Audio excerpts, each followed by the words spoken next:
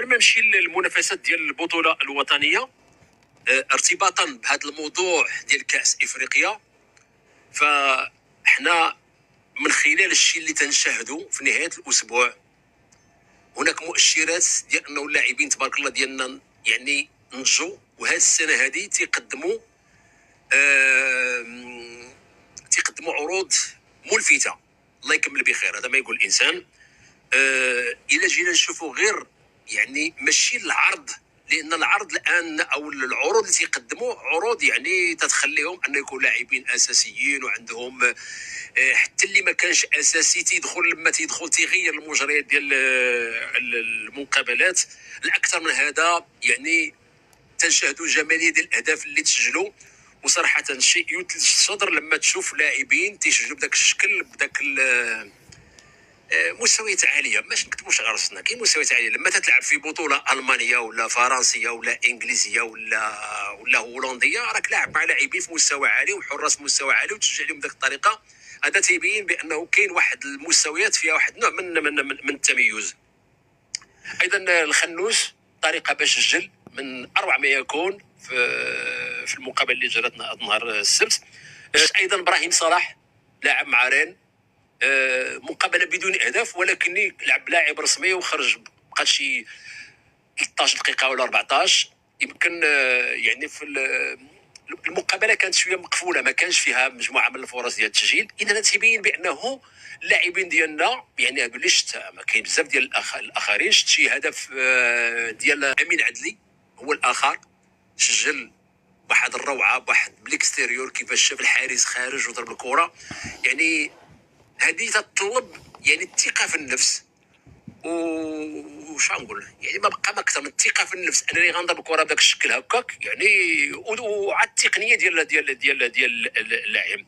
غير انا عندي واحد الملاحظه في الاخوان ديال الواتساب، يعني لما تنجيو نتذكروا هذا الشيء تيقول لك ودي بحال حنا ما تنذكروش على رحيمي بزاف. لا ابدا ابدا، رحيمي انا غنقول لكم على رحيمي. كاين شي حاجه اللي ماشي ما تعرفهاش الجمهور، ولكن اللي ما تيردوا ليهاش البال. رحيمي كلاعب تيجري، ولكن رحيمي في واحد الميزه انه يعني كما تيقول لك ماشي تيتقاتل يعني.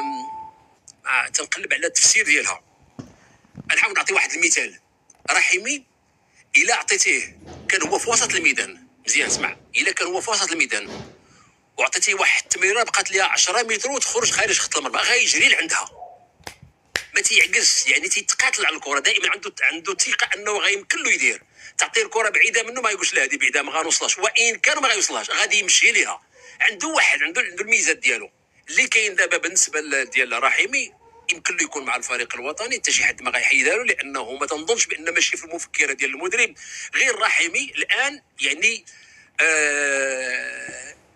اش غنقول يعني المردود ديالو يعني هو اللي غادي ياخذو يمشي للفريق الوطني، ماشي حيت انه خاصو يمشي، لا، الى فرض راسو. عنده لاعبين، عندك المراكز اللي تيلعب فيها هو فيها بزاف ديال اللاعبين. اذا القضيه قضيه مدرب، ماشي قضيه انه رحيمي لا خارج من اللائحه. انا متيقن بانه المدرب لما تيجي يشوف تلقى امين حارث، تلقى بوفال، زكا بوخلال، الزلزولي، امين عدلي، ابراهيم صلاح، رحيمي، زياش، تيبان له هذا الكم الهائل. تيبدا يدير الخيارات. انا ما نقول له شيء علاش ما اخترتيش رحيمي. ما كاين اللي غايقول لك رحيمي ونحيد الزلزولي كما قال واحد السيد، كاين اللي يقول لا نحيد امين حارث. كله شنو غايقول، كله العشق ديالو للعب. انما باش نقولوا بانه ما غيكونش في المفكره، لانه غير هاد اللعابه ابراهيم صالح، امين عدلي، الزلزولي، ابو خلال، بوفلال، امين حارث، زياش، هادو راه خصك تحيد منهم واحد جوج، حيت راه ماشي كلشي غادي يمشي. الخط لعب شحال فيه غادي 8 ديال الناس، خصك على الاقل واحد جوج ديال المهاجمين اللي هما يعني يعني كقلب هجوم امام هاد السبعه ولا سته. هي تسعود، رحيمي هي 10. اذا يعني القناعات ديال المدرب هي اللي غتحدد. اما هو راه تيبان ليا بانه في نفس الامكانيات، غير هي الاختيارات ديال يعني بزاف ديال الاخوان ماشي بعتاب، تيقول لك بحال ما تندرجوش كامل الخيارات. ما اللي غيدرجوا بالخيارات هو المدرب. غير حنا تنديروا كصحفيين تنديروا واحد القراءه. انا لما شفت اللائحه لما جاني هاد يعني شي جوج ولا ثلاثه ديال الناس اللي كتبوا هادشي هذا، تلقى دابا ابراهيم صالح، عدلي، زلزولي، بوفال مصاب ما يمكنلوش يكون، زكريا ابو خلا يمكن حتى هو مصاب ما يكونش، امين حارث. في هذه الحاله تيبان المدرب بحال تيقول بعد ما تصابوا هادو يعني بحال ماشي ريحوه، لا ابدا. ويكون دائما عنده يكون يعني القاعده ديال الاختيار كبيره. حنا اللي غنتمناو هو انه اللي غادي يمشي يكون قد المسؤوليه. هذا هو اللي يمكن نقول في هذا الباب هذا، لانه اختيارات ديال المدرب. حكيمي مره اخرى امام مارسي يعني دار واحده من احسن المقابلات. فمن بعد دورتموند تجي هاد يعني المقابله، ولما تجي ضربه خطا، وهنا غادي يبين لك واحد لما كان نيمار وميسي ودي ماريا كانوا دايرين واحد الحلف ديال اننا نقطعوا الطريق على هذا الولد. حاسين بيه عنده امكانيات، ما كانش عنده الحق انه يضرب ضربه خطا. الان لقى يعني المراد ديالو. لويس انريكي قال بانه حكيمي تيدرب على ضربات الاخطاء بشكل كبير، وحنا شفناها في مع الفريق الوطني. ولكن ما كانش ملي كان ميسي شكون اللي غيوصل للكره؟ ميسي ولا غيضربهم ميسي. ما غنقولوا شيء بانه علاش يضربهم ميسي، ما كاين حتى مشكل. اذا تقدم ميسي ما كاين حتى شي مشكل. اذا غير هو ما كانش عنده الفرصه، لانه مادام انه عندك ميسي في الفريق صعيب انك تزيد قدامه. وهذه مساله عاديه جدا، لانه الشيء اللي هذاك السيد داك الشيء دار في الكره ما غنقولش لا كان، لا ابدا، لا ابدا.